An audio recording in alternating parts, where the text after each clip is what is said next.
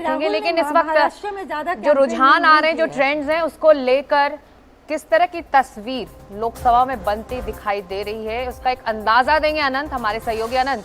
Over to you.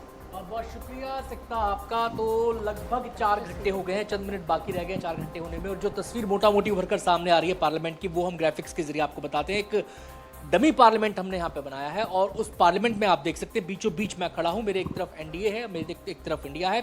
सबसे पहले NDA का आंकड़ा आपको बता दूं, 300 के करीब यहाँ पर पहुंचता हुआ एनडीए नजर आ रहा है। 298 सीट उसके रुझानों में उसके खाते में जा रही है, हालांकि 55 सीट का घाटा उसे हो रहा है। अगर हम बात करें इंडिया गठबंधन की, तो 225 सीट इंडिया गठबंधन के खाते में रुझानों में जा रही हैं, उसे फायदा हो रहा है 96 सीटों का।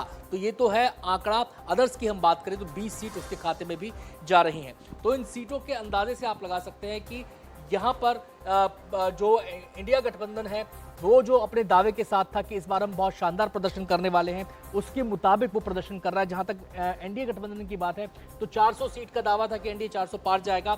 400 के आसपास भी एनडीए नजर नहीं आ रहा, कम से कम 100 से 110 सीट पीछे, अपने जो लक्षित उसका आंकड़ा था उससे पीछे है। 226 सीटें इंडिया गठबंधन के पास और 297 सीटें एनडीए के पास फिलहाल यहां पर नजर आ रही हैं। तो ये पार्लियामेंट की मोटा मोटी तस्वीर उभर कर सामने आती है। इसके अलावा और भी हम बात आपको आंकड़ों के जरिए बताएंगे कि किस स्टेट में कहां पर कितना नफा नुकसान किस पार्टी को हो रहा है, किस स्टेट के अंदर वोट शेयर किस पार्टी का कितना है, ये तमाम चीजों पर नजर है।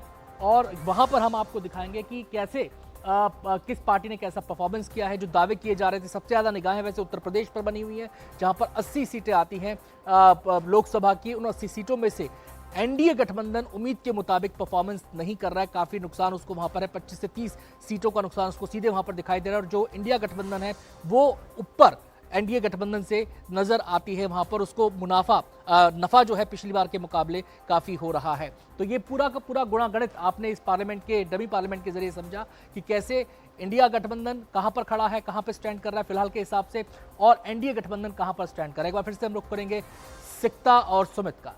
जी, तो ये तस्वीर इस वक्त कुछ इस तरह से बनती दिखाई दे रही है, लेकिन अंतिम नतीजों का इंतजार करना होगा।